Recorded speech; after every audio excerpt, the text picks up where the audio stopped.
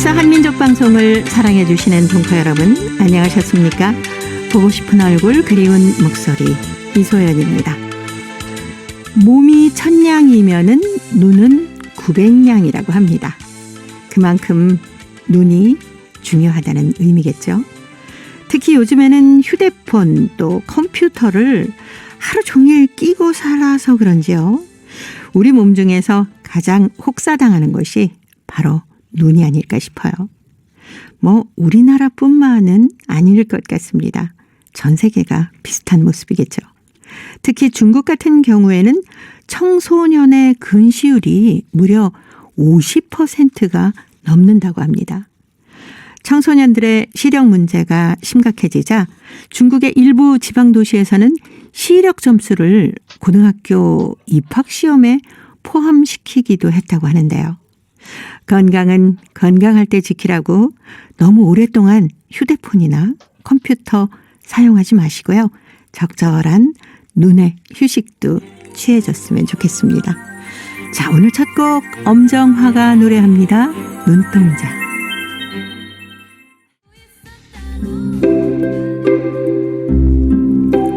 동포 여러분의 편지 사연으로 함께하는 시간입니다. 행복우체통. 화요일의 행복우체통은 홍익대학교 글로벌 경영학과 전춘화 교수님과 함께하는 날이죠. 어서 오세요. 안녕하세요. 교수님도 안경을 쓰셨고 네. 저도 안경을 썼고 요즘은 안경을 안 쓰는 사람 찾기가 더 쉽지 않은 맞아요. 것 같습니다. 정말 안경 쓰신 분들이 많습니다. 이전에 학교 다닐 때는 초등학교 다닐 때 정말 한 반에 한두 명 정도 안경을 썼던 것 같아요. 그것도 그렇죠. 이제 병원에 가야 네네. 안경을 맞출 수가 있었거든요. 안과에 가서 안경을 맞추지 네. 않았습니까? 네, 맞습니다. 그리고 네. 안경이 마치 이제 공부 잘하는 친구들이 책을 많이 보는 친구들이 함께 네네. 어떤 상징적인 그런 건데 요즘은 정말 초등학교 문 앞에 서 있으면 애들 나오잖아요. 안경을 안 쓴 애들 보기가 너무 굉장히 드물어요. 그렇습니다. 유치원에도 가보면 안경을 쓴 어린이들, 애기들이죠. 이제 그렇죠. 6살, 7살 정도 된 유치원 학생들도 원생들이 안경을 쓰고 있는 거 보면 저 얼마나 불편할까라는 생각도 들고요. 맞아요. 저도 생각해 보니까 저는 사실 고등학교 3학년 때부터 안경을 썼거든요. 네. 그래도 벌써 이제 20년 넘었잖아요. 그렇죠. 근데 우리 애는 한 3학년 정도부터 안경을 쓰니까 이게 계속 도수가 저는 이렇게 쓴 올해서도 사실 도수는 많이 올라가지 않았는데 근래 와서 네. 이게 핸드폰, 컴퓨터 네, 여러 가지 네. 이게 늘어나는 바람에 좀 많이 올라간 했는데 애 거는 계속 올라가니까 안경이 되게 무거워요. 그렇죠. 알이 네. 점점 더 두꺼워지고 네, 하니까. 맞아요. 네. 이게 진짜 지금의 정말 심각한 문제인 것 같습니다. 네. 이 컴퓨터하고 휴대폰 때문에 거의 눈이 쉴 시간이 별로 없잖아요. 그렇죠. 시간만 되면 다 핸드폰들 보고 있지 않습니까? 저는 요즘 보니까 우리 애가 보니까 그냥 컴퓨터 노트북 하나 켜놓고 그다음 아이패드 하나 해놓고 핸드폰도 또 한 대가 아니에요. 이전에 쓰던 것들 이렇게 또 그 와이파이 연결하면 또 음악이 네네네. 나오거든요. 그래서 그냥 이런 것들이 너무너무 자극하니까 누워 좀 잘게 하면서 휴대폰 들고 있는 거예요. 그렇죠. 그게 제일 나쁘다고 하네요. 잘 시간에 깜깜하게 불을 꺼놓고 휴대폰을 보는 게 눈 건강에 제일 나쁘다고 합니다. 근데 이거를 어떻게 자제를 하기를 해야 되는데 저도 사실 이게 잘 안 돼서 어른도 안 되는데 아이들 잘 네. 되겠습니까? 아니 근데 중국의 청소년 중에 무려 절반 정도가 근시라고 하는데 네, 맞습니다. 그래서 시력이 좋은 학생들에게 일부 지방도시에서 세상에 대학 입시에 가산점까지 준다네요. 정말 저도 이제 기사를 접하고 놀란 건데 네. 이렇게 정말 많은 학생들이 안경을 끼고 있구나 이렇게 생각했는데 기사를 보니까 6억 명 정도가 근시로 되어 있어요. 근시 대국이 됐네요. 그중에서도 청소년들이 그 근시율이 50%를 넘었습니다. 그거는 뭔가 하면 앞으로 더 많은 아이들이 네. 안경을 낀다는 거죠. 그래서 대학교 가산점에 붙이는 건 물론 어떤 분들은 이게 어떻게 보면 합리적이지 아니다 이렇게 얘기는 하지만 네. 그만큼 눈 보호를 잘하는 것도 사실 가산점을 줘야 되지 않을까. 뭔가 이제 좀 강력한 대책이 나오지 않으면 관리가 안 될 것 같습니다. 네. 특히 또 눈이 한번 나빠지면은 시력을 다시 회복하는 게 그게 굉장히 힘든 일 아닙니까? 제 생각에는 회복은 네. 거의 불가능하고요. 더 그냥 유지 나빠지지 정도. 않게. 제가 한 이 코로나 전에 중국에 이제 저는 자주 가니까 한 번은 이제 병원에 간 적이 있는데 안과하고 이제 제가 갈 그 내과가 좀 가까웠어요. 정말 놀란 게 안과는 보통 우리가 봤을 때 그냥 눈이 이제 좀 다치거나 이런 사람들 네네. 안과 가잖아요. 네, 아플 때. 지나가는 문 열었는데 학부모들이 다 밖에 서 있고 안에서 안과를 전문 치료하는 기계를 가지고 애들이 다 눈에 뭐 끼고 한 그때 열 몇 명이 같이 앉아서 뭔가 이렇게 치료를 받더라고요. 그리고 보니까 딴 게 아니라 애들이 너무 어린 나이에 안경을 끼니까 부모님들이 걱정돼서 와서 물리치료를 받는 거예요. 네. 그래서 그 정도로 부모님들은 뭔가 좀 개변하고 싶은데 이 현실은 따라가지 못하는 거죠. 그래서 학교에서도 그렇고 나라에서도 그렇고 뭔가 대책을 해서 이게 근시율이 점점 많아지면 일부 일에도 영향을 많이 줄 수밖에 없습니다. 네. 보통 때 이 눈 건강을 위해서 우리가 보통 초록색을 많이 봐라. 그래서 집 앞에 있는 뭐 정원이라든지 이런 데 가서 눈을 초록을 보면서 좀 쉬게 해주는 게 가장 눈 건강에 좋다라고 하는데 그런 시간에도 아마 나가서 휴대폰을 보지 않을까. 그렇죠. 저는 생각이 들어요. 저는 이제 학교 다닐 때 뭐 쓰는가 하면 2시간 수업을 하고 눈 건강 체조라는 게 있었습니다. 네. 그래서 5분 동안 음악에 맞춰서 눈을 여기 지압을 주거든 자기 스스로. 네네. 그런데 그때는 잘 몰랐는데 물론 대충 하는 것도 있지만 선생님이 그거를 저희는 담임 선생님이 그거를 굉장히 중요하게 생각해서 지켜요. 제대로 안 하면 뭐라 하거든요. 네. 근데 그 덕분에 정말 눈이 많이 피로를 5분이라도 쉬게. 근데 우리 담임 선생님은 오전 한 번, 오후 한 번 시켰습니다. 오후 때는 학생이 일어나서 이게 하나, 둘, 셋, 넷 이런 식으로. 네네네. 근데 우리 애한테 물어봤더니 눈 건강 체조라는 걸 전혀 모르더라고요. 그렇죠. 네. 그래서 저는 이제 그 마사지 기계를 샀는데 그것도 아플 때는 하는데 귀찮으면 또 안 하게 돼서 걱정입니다. 진짜. 네. 지금 말씀하신 것처럼 학교에서 그런 제도를 도입하는 것도 참 좋을 것 같으네요. 정말 필요하고요. 이게 어릴 때부터 교육을 하게 되면 나도 모르게 하게 되는데 그런 교육이 없으면 그냥 정말 아플 땐 병원 가게 되는 거죠. 그럼 이미 늦었죠. 네. 눈 건강을 위한 어떤 지압 같은 거 하는 것은 이제 인터넷을 통해서 찾아보면 쉽게 찾을 수 있거든요. 한번 그 가족들이 모였을 때 우리 꼭 이 시간에는 눈 건강 체조를 한번 해보자 하고 습관을 만들어 주시면 어떨까. 선생님 그 말씀하니까 갑자기 무슨 생각 나는가 하면 저희를 이제 수업할 때 어떤 때는 애들 너무 피곤하면 스트레칭을 시켰잖아요. 그렇죠. 다음 학기 저는 이제 컴퓨터에서 온라인 수업 계속 하니까 그 생각 나네요. 다음 학기는 스트레칭 하지 말고 눈 건강 체조를 같이 단체를 시키면 되겠습니다. 네. 교수님이 이제 학생들은 눈 건강이 좀 좋아질 것 같습니다. 저는 실시할지는 모르겠지만 한번 시도는 해보겠습니다. 네. 자, 행복우체통 열어보겠습니다. 중국 길림성 연길시 김경희 씨. 이 점이 모자라라는 글을 보내오셨습니다. 전춘하 교수님이 먼저 소개해드립니다. 올해 딸애가 고중 진학시험에서 608점을 맞았다. 2점이 모자라 중점 고중인 연변 1중에 진학을 못했다. 2점이 모자라 연변 1중에 진학 못하던 현실을 받아들이기 힘들었지만 애 앞에서 표정 관리를 잘하고 유한해졌다. 딸아, 어머니가 많이 미안하다. 너는 최선을 다했지만 어머니 정성과 노력이 많이 부족했다.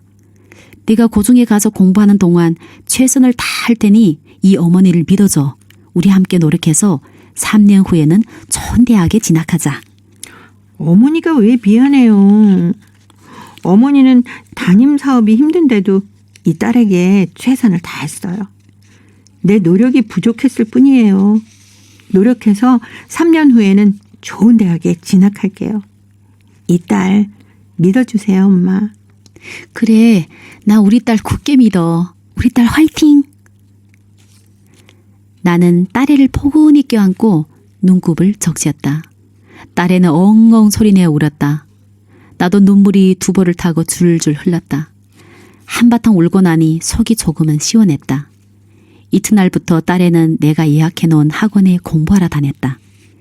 집에 홀로 남은 나는 딸애가 연변 1중에 진학하지 못한 것이 내 탓처럼 느껴졌다.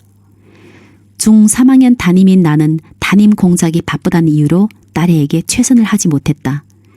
항상 내 학생이 우선이었고 집에 돌아오면 녹작지근해서 딸애가 공부하는 것을 자주 들여다보지 못했다. 딸애가 막바지에 와서 많이 긴장해야 한다고 과임 선생님들이 말했을 때에도 우리 반 학생들이 성적에만 신경을 쓰며 자기 딸은 어떻게 정서 조절을 시켜야 할지를 잘 몰랐다. 많이 불안한 나는 딸애가 놀면서 공부를 제대로 하지 않으면 너 이렇게 하다간 몇 점 모자라 연변일중에 못 갈 수도 있다는 불길한 말도 마구 뱉었다. 그 말이 씨가 되어 내 딸이 2점 모자라 연변일중에 진학하지 못한 것 같아 죄송스럽다. 딸애가 지척에 연변일중을 두고도 매일 1시간씩 차를 타고 연길시 이중에 3년을 다녀야 할 것을 생각하니 벌써부터 가슴이 아팠다. 나이 불찰로 2점이 모자라 연변일중에 진학 못한 딸에 이런 아픔을 2번 줄 수는 없다. 우리 모녀는 2점이 모자란 아픔을 디딤돌로 성장하고 성숙될 것이다. 네. 연변일중. 2점이 모자라서 못 가면 정말 안타깝기도 하고 어머니도 속상하고 딸애도 속상하고 이렇게 그 어떤 점수가 나오면 학교에 배정을 받습니까?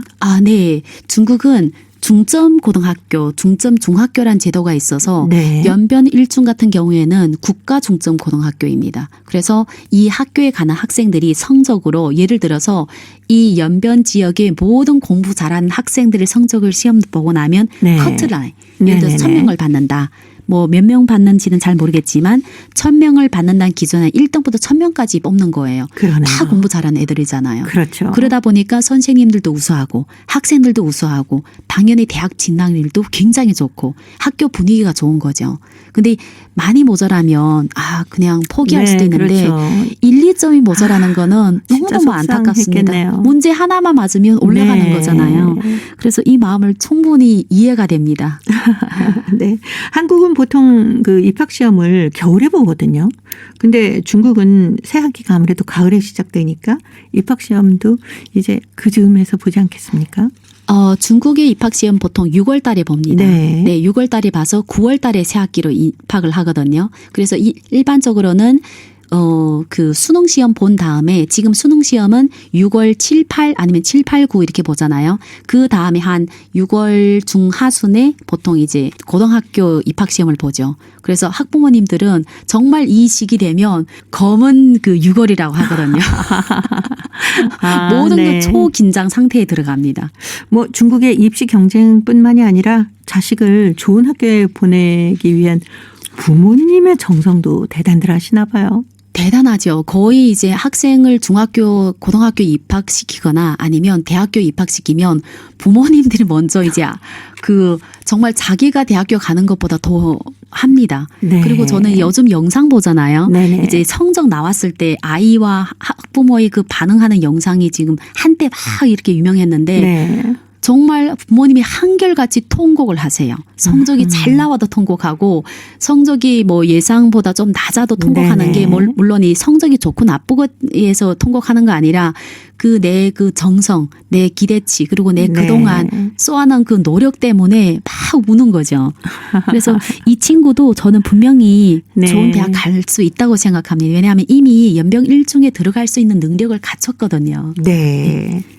하긴 뭐 요즘에 씩씩하게만 자라다오 건강하게 이렇게 얘기하면서도 공부 잘하면 더 좋겠지라고 하는 게 그렇죠. 부모님의 마음 아니겠습니까? 네. 특히 김경희 씨는 학교 선생님이시기 때문에 또 다른 담임도 맡고 계셔서 딸에게 신경을 많이 못 써줘서 너무 미안하다라고 얘기를 하시는데 참 이거 엄마 마음 어떨까요? 이 심정이 정말 이해되는 게 네. 저도 저희 부모님이 선생님이잖아요. 네, 저희 네. 아버님은 이제 담임 선생님도 하시고 학교에서도 리더 역할도 하니까 저희가 학교에서 이제 예를 들어서 수능 시험 보거나 중학교 시험 볼 때는 똑같이 그 학교 학생들도 제일 긴장할 때예요. 그렇죠. 그래서 충분히 이해합니다. 그 집에 오면 저보다 더 피곤해 하세요. 저희는 제 공부하느라고 피곤하잖아요. 근데 아버님은 다 분석하고 그렇죠. 또 이제 정책도 해야 되고 네. 발표도 해야 되고 하니까 자기 애를 돌볼 시간이 거의 없어요. 그렇겠네요. 그런데 또 성적 나오면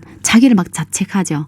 다른 애를 잘 가르치는데 내 애는 정작 못 가르치고. 그래서 이 어머님은 네. 그 심정을 너무 이해됩니다. 네. 하긴 뭐 연변 1중이면 어떻고 연변 2중이면 어떻습니까? 그렇죠.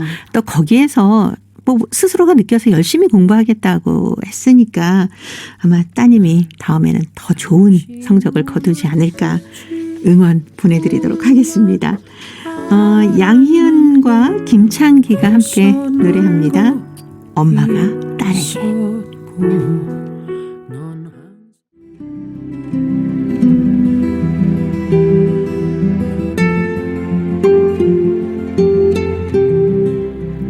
동포 여러분의 따뜻한 사연으로 아름다운 추억을 만들어 드립니다.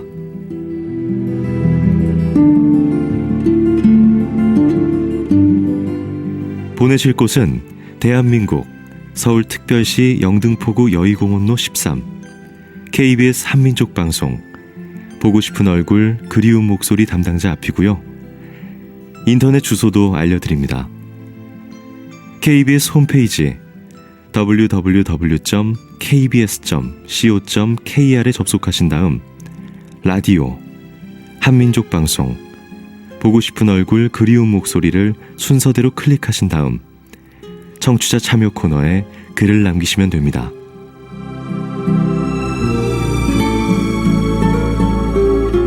정다운 이야기와 아름다운 음악이 있는 보고 싶은 얼굴 그리운 목소리, 동포 여러분과 늘 함께하겠습니다. 화요일의 행복우체통 홍익대학교 글로벌 경영학과 전춘화 교수님과 함께하고 있습니다. 자, 이번 사연은 중국 길림성 연길시 최윤빈 학생이 보내왔습니다. 잊을 수 없는 일. 어떤 일인지 궁금하시죠? 제가 소개해드리겠습니다. 그날은 주말이었다. 형님이 한국에서 돌아왔다. 오랜만에 형님을 만나니까 너무 기뻤다. 엄마도 우리에게 맛있는 음식을 해주려고 시장으로 채소를 사러 갔다. 형님과 둘이 집에 있게 됐는데 참 한심한 일이 벌어졌다. 형님은 내 귀에 대고 무슨 큰 비밀이라도 얘기하듯이 말했다. 윤빈아, 형님한테 한국 돈이 1,000원 있는데 내 중국 돈 1,000원과 바꾸지 않을래? 그러면서 형님은 한국 돈을 꺼내서 보여주는 것이었다. 싫어요. 형님 돈은 형님이 쓰고 내 돈은 내가 쓸래요. 내가 동의하지 않자 형님은 이번에는 나에게 돈을 더 주겠다고 했다. 그러면 형님이 한국 돈 3,000원을 줄 테니 중국 돈 1,000원과 바꾸지 않을래? 잘 생각해봐. 내가 너한테 3,000원을 주고 네가 나한테 1,000원만 주면 돼. 생각해보니까 내가 2,000원이나 더 가지는 셈이었다. 하여 나는 형님과 바꾸기로 했다. 나는 3,000원을 가지고 기분이 둥둥 떠올랐다. 한참 후에 엄마가 돌아오자 나는 이 일을 엄마에게 알려주었다. 그러자 엄마가 웃으면서 이렇게 말했다. 한국 돈 3,000원이면 중국 돈으로 18원밖에 안 되는데? 그제야 나는 형님의 속내를 알아챘다. 형님이 나의 돈을 탐냈던 것이다. 나는 형님을 붙잡고 돈을 도로 내놓으라고 했다. 그러자 형님도 하는 수 없이 돈을 도로 내놓았다. 이 일이 있은 지도 오래됐지만 형님의 한심한 속임수에 넘어갈 뻔했던 그 일, 나는 아직도 잊을 수가 없다. 돈의 개념이 너무 네, 없으니까 그렇죠. 황당한 일이 벌어지네요. 네. 그리고 형님이야 좀 잘 알고 있지만 동생에게 장난처럼 이렇게 했는데 그만 동생이 진짜 넘어갔네요.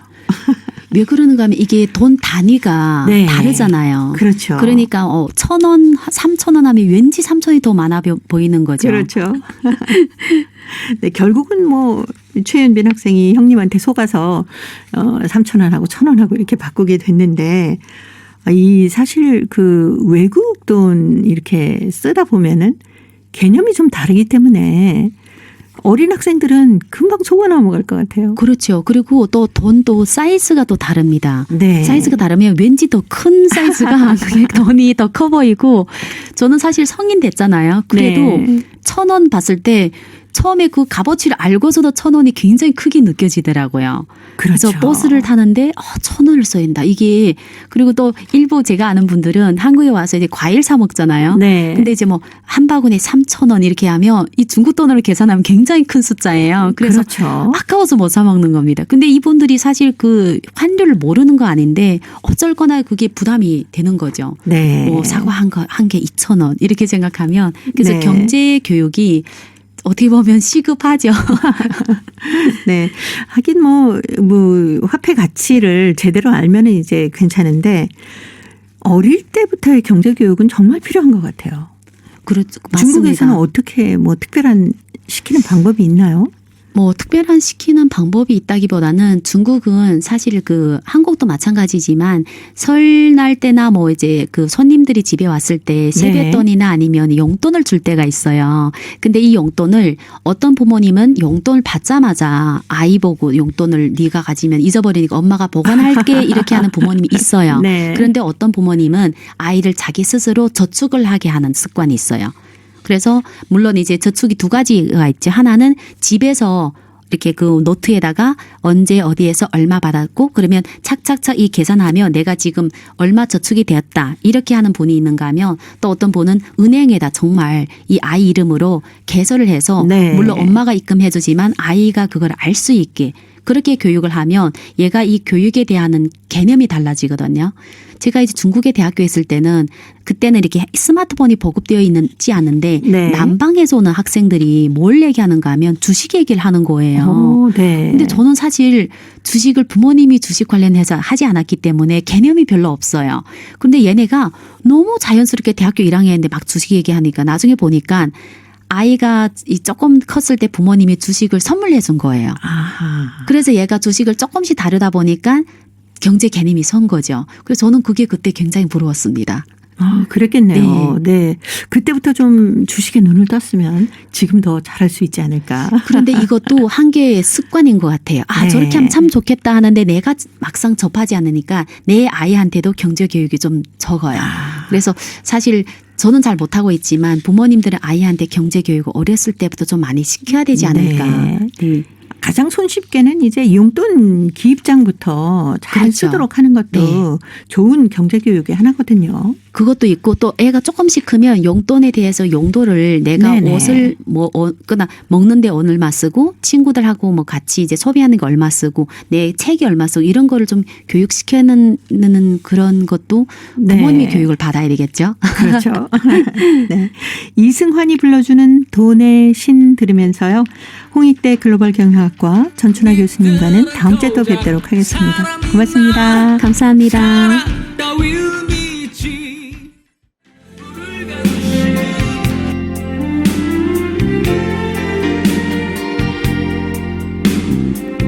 KBS 한민족 방송은 7천만 온결어의 꿈을 담습니다. 지구촌 곳곳으로 뻗어나간 한민족의 중심 채널 KBS 한민족 방송은 더 나은 미래를 위한 초석이 되고자 합니다. 여기는 대한민국 서울에서 보내드리는 KBS 한민족 방송입니다. KBS 한민족 방송 보고 싶은 얼굴 그리운 목소리 함께하고 계십니다. 이제 동포통신원들과 전화를 연결해서 여러분 계신 곳에 새로운 소식을 전해드립니다. 통신원 리포트인데요. 오늘은 중앙아시아 카자흐스탄과 러시아, 사할린 소식을 듣겠습니다. 먼저 중앙아시아 카자흐스탄의 김상욱 통신원 전화 연결되어 있네요. 김상욱 통신원 안녕하셨습니까? 예, 안녕하세요. 네, 반갑습니다. 네.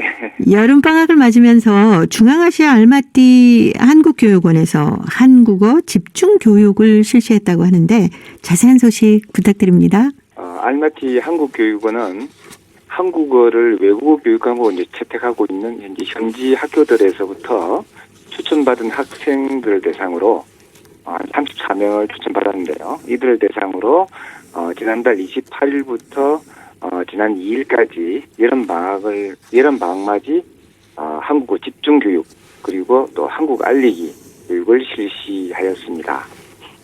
교육 효과를 극대화하기 위해서 학생들의 한국어 실력을 사전에 평가하였고요. 또 이를 기준으로 해서 수준별 맞춤형 교육 과정으로 운영되었습니다.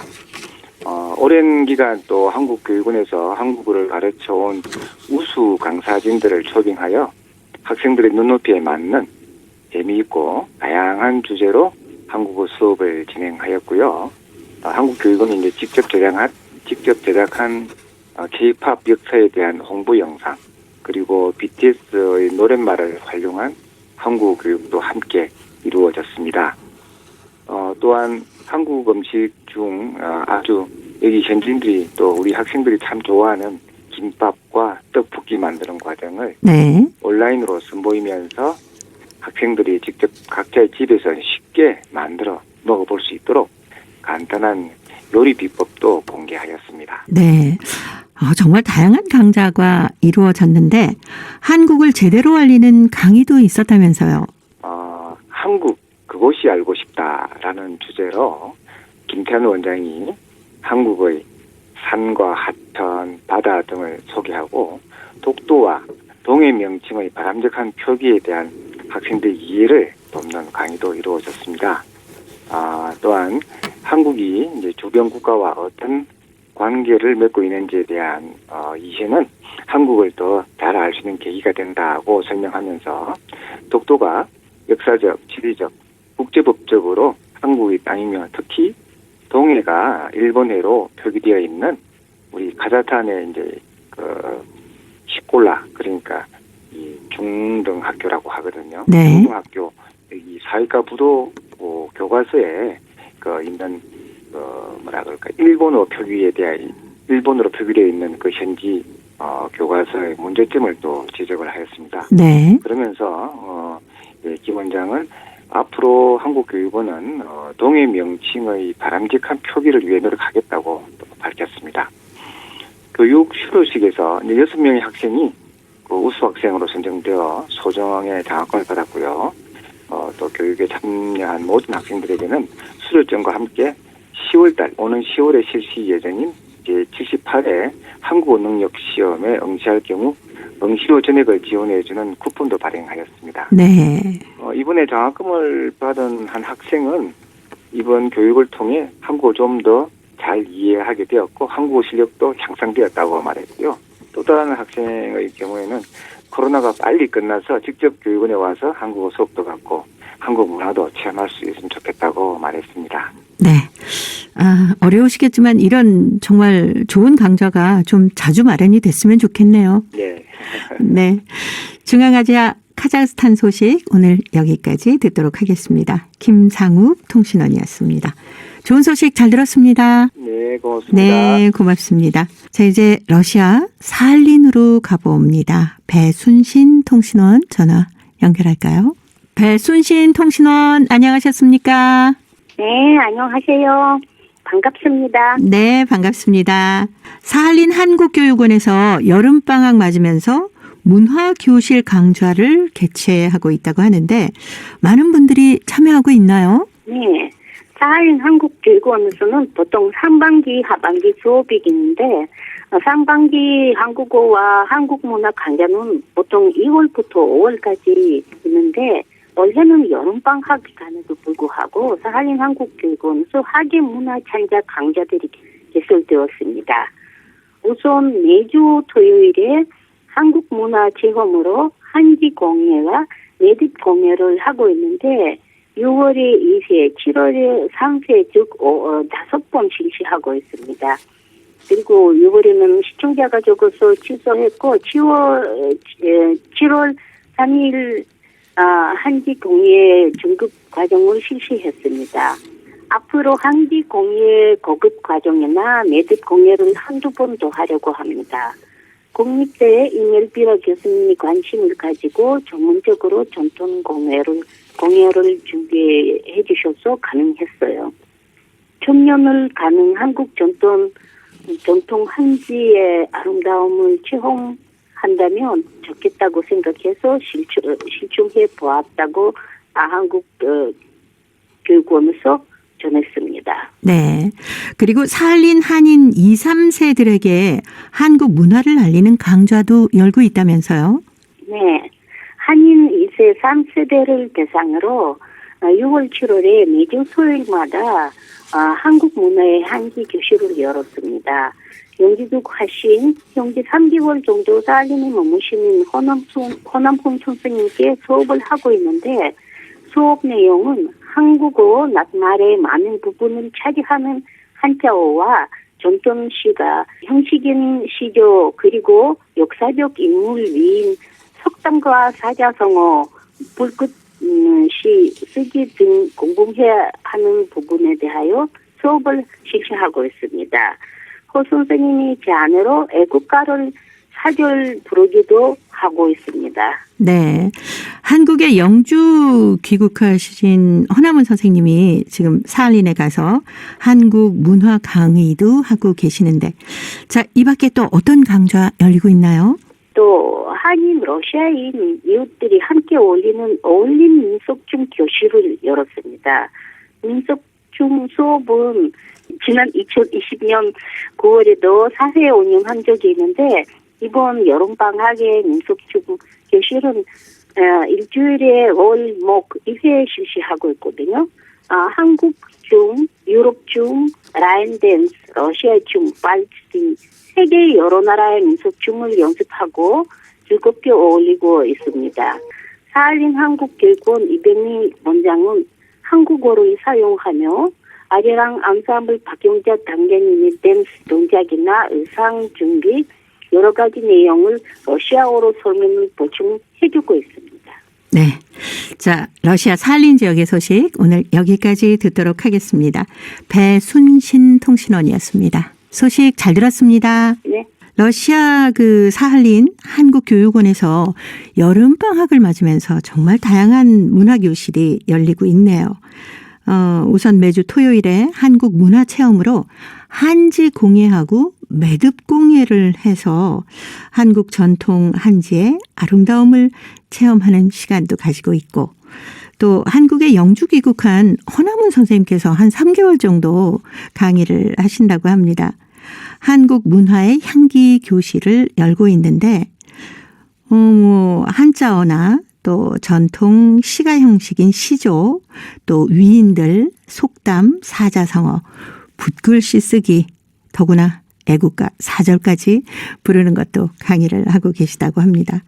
아울러서 한인과 러시아인 이웃들이 함께 어울리는 어울림 민속춤 교실도 있다고 하는데요. 다 끝나고 나서는 야외에서 춤도 함께 춘다고 하니까 많이 참가하셔서 즐겁고 보람 있는 여름방학이 됐으면 좋겠습니다. 자, 이제 퀴즈를 통해서 대한민국의 역사와 문화까지 배울 수 있는 퀴즈 한마당 이어드립니다. 동포 여러분과 퀴즈로 하나 되는 시간 퀴즈 한마당.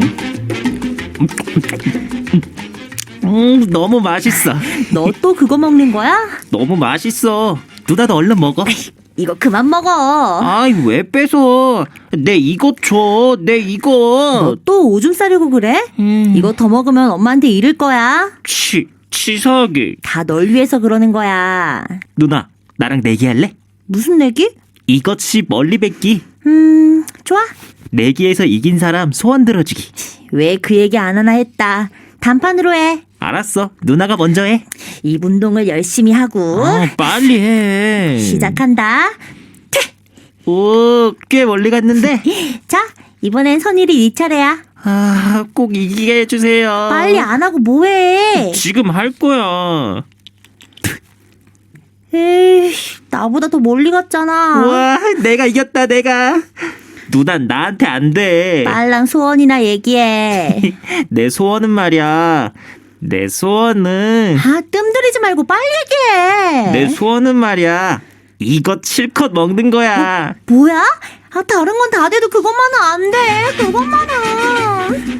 누나가 이것 많이 먹으면 오줌 싼다고 못 먹게 하자 꾀를 내 이것이 멀리 뱉기를 하자고 하네요. 결국 동생이 이겨서 이걸 먹네요. 저도 어렸을 때는 이것이 멀리 뱉기 놀이 많이 했거든요. 요즘 이것이 제철인데요. 여름하면 가장 먼저 떠오르는 여름철 대표적인 과일이죠?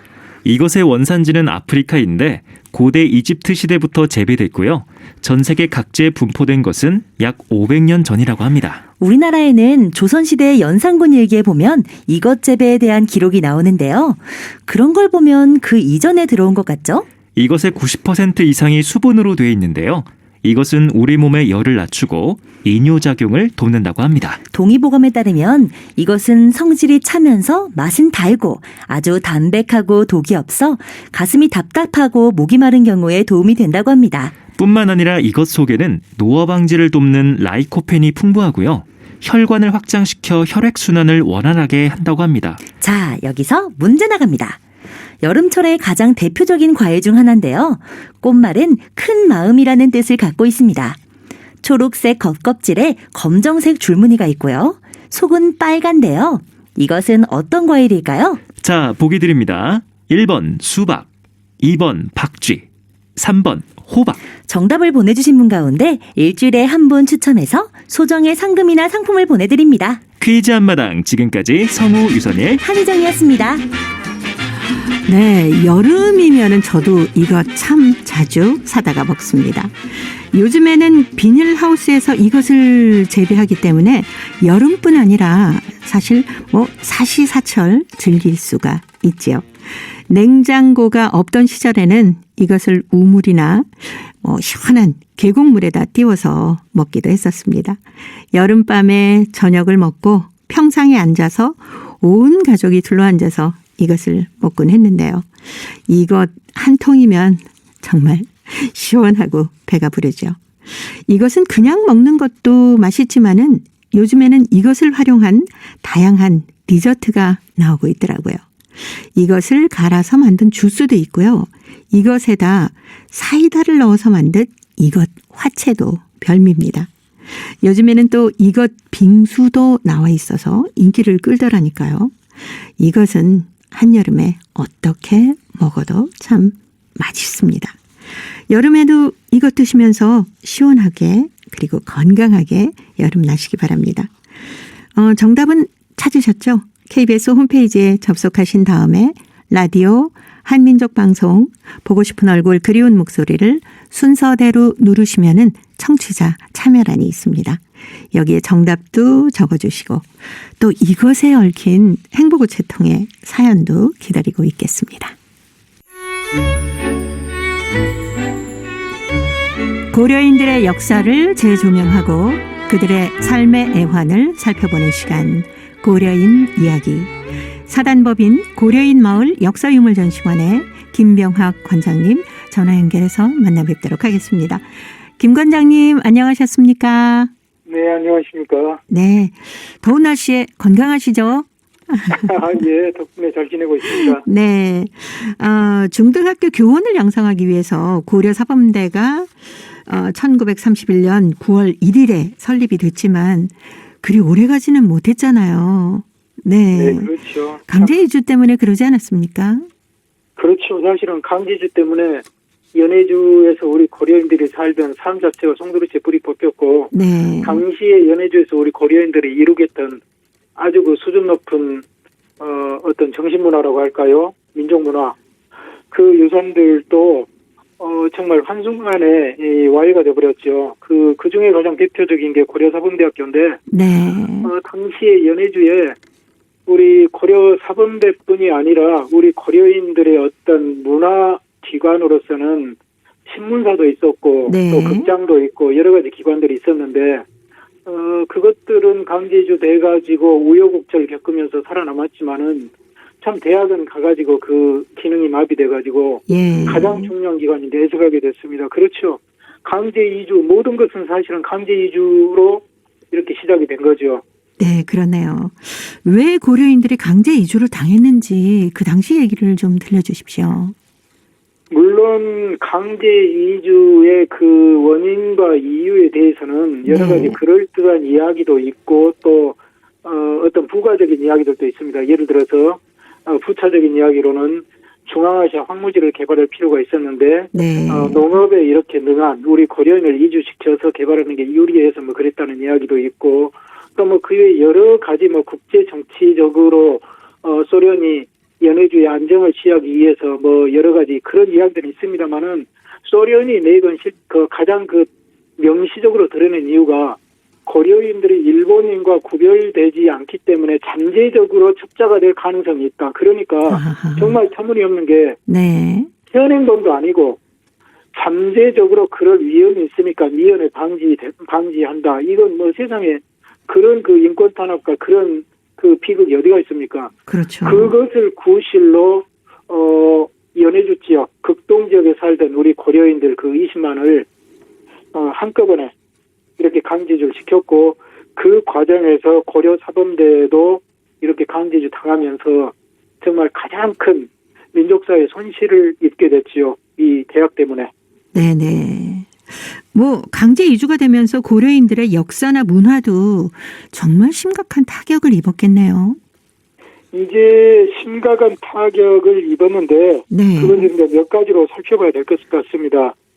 만약에 고려인이 강제주 돼가지고도 네. 한 지역에 연해주처럼 카자흐스탄이든지 우즈베키스탄이든지 어느 한 일정한 지역에 집거해서 이렇게 살았더라면 모국어도 유지를 하고 모국 문화도 지키고 굉장히 그 민족적인 걸 많이 보존하면서 살 수 있었을 거예요. 그렇지만 고려인들은 강제주 당하면서 첫째로 두만강을 국경으로 이렇게 하고 있던 이 모국 이 원천과 네. 물리적으로 단절돼서 멀리 떨어져서 고립되게 되죠. 그렇죠. 그래서 실질적인 연계가 끊어짐으로 인해서 현실적으로 지금 진행되고 있는 모국 문화를 접할 기회를 잃습니다. 그리고 네. 또 하나는 중앙아시아로 이주돼가지고 중앙아시아에서 1차, 그건 강제는 1차 이주입니다. 그리고 2차 이주가 일어난 게 분산 이주죠. 거기서 강제 이주된 데에서 그 화물 차량으로 여러 도시에 여러 지역으로 분산해서 또 이주를 시킵니다. 그래서 고려인들이 물리적으로 이렇게 널리 흩어져 버렸기 때문에 모국 문화를 유지하기도 어렵고 언어를 유지하기도 어렵고 여러 가지 지금 열악한 상황에 취했는데 또 하나는 대학에서 모국어 사용을 할 수 없게 금지를 시켜가지고 그야말로 네. 삼중의 타격을 받았기 때문에 고려인들은 가장 큰 문화적, 역사적, 그 민족사적 타격을 입었던 거죠. 네네. 그럼에도 불구하고 고려 사범대를 졸업한 학생들이 강제 이주를 당한 후에도 그 곳곳에서 고려인들에게 모국어를 가르쳤다면서요. 예, 정말 이것이 우리 그 고려 사범대 문학부를 나온 우리 그 선배들께 조상들께 네. 감사를 드려야 될 일 같습니다. 왜 그러냐면 그분들은 그 어려운 과정에서도 문학부를 졸업하고 거기는 사범대학교였기 때문에 일반 그 중등학교 교원으로 이렇게 박인을 받았습니다.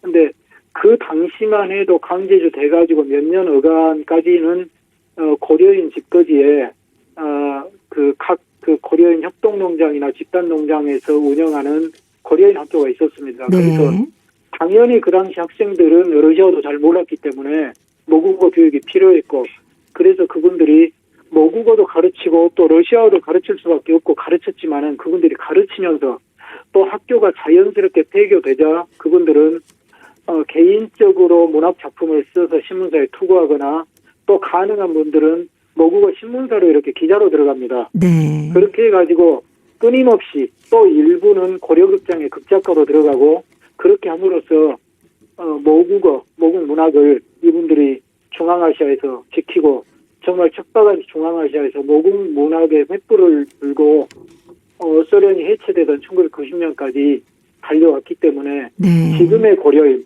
우리가 생각하는 그래도 우리 민족의식을 갖고 있는 고려인이 남을 수 있다는 점에서 그때 사범대 문학부를 졸업한 우리 그 조상들께 참으로 우리는 그 감사의 마음을 품어야 되리라고 생각하고 있습니다. 네. 정말 고려 사범대 문학부를 졸업을 하고 그 강제 이주한 후에도 고려인들에게 모국어를 가르친 그 선생님들의 노고는 절대 잊지 말아야겠네요. 그렇죠. 네. 네, 정말 큰 획을 그은 분들이다. 이렇게 네. 표현해도 되겠죠. 그리고요. 네. 이제 어떻게 할까요? 그 학생들이 그렇게도 했는데 또 하나는 또 제가 덧붙일 것은 네. 작가와 이 기자로만 활동한 것이 아니고 네. 또 일부의 고려 사범대학교 문학부 졸업생, 예를 들어서 한득봉이나 뭐 여러 학생들은 어학자, 그러니까 어문학자로 이렇게 모스크바 가서 공부를 해가지고 1940년대 말부터 1950년 끝날 때까지 10여 년간 줄기차게 우리 모국어 교재를 편찬합니다. 네. 그러니까 한글, 조선어 독본, 조선어 회화, 그 10여 권의 그 우리 그 모국어 그 교재가 모스크바에 출판이 되는데, 그것은 이제 저 사할린이 사할린 한인들은 당시에 그게 그 일본 땅이었기 때문에 일본으로 강제 징용을 갔지요. 네. 그런데 해방되면서 소련이 사할린 땅을 회복함으로 인해서 소련 영토에 편입이 되고, 그 당시에 사할린 한인들은 러시아어를 몰랐기 때문에 모국어로 강의를 들을 수밖에 없었죠. 그때 네네. 그 사할린 학생들한테 모국어 교재로 활용이 됐습니다. 그래서 학자로 진출한 분들, 또 일부는 1945년에 소련군이 북한에 이렇게 진주해 가면서 네. 그 뒤로 위성체제 국가를 세우기 위해서 우리 고려인들 420여 명의 지식인들을 순차적으로 이렇게 들여가가지고 그 체제를 완성을 합니다. 그런데 그때 문학을 했던 분들이 많이 들어가가지고 북한에 거기에 그 사회주의식 한글 문학을 이렇게 형성하는데 크게 이바지를 합니다. 그러니까 네. 그 문학부 졸업생들이 얼마나 큰 역할을 한지를 우리가 알 수 있겠죠. 네, 네. 자, 오늘 고려인 이야기, 고려 사범대학이 그 배출한 여러 가지 활동을 하는 정말 훌륭한 우리 조상분들의 이야기를 함께 나눌 수 있었습니다. 오늘도 사단법인 고려인 마을 역사유물전시관의 김병학 관장님이었습니다. 말씀 잘 들었습니다. 네, 감사합니다. 네, 다음 주에 또 뵙겠습니다. 예, 예. 네, 고맙습니다. 오늘도 함께해 주신 동포 여러분 고맙습니다. 내일 찾아오겠습니다. 안녕히 계십시오.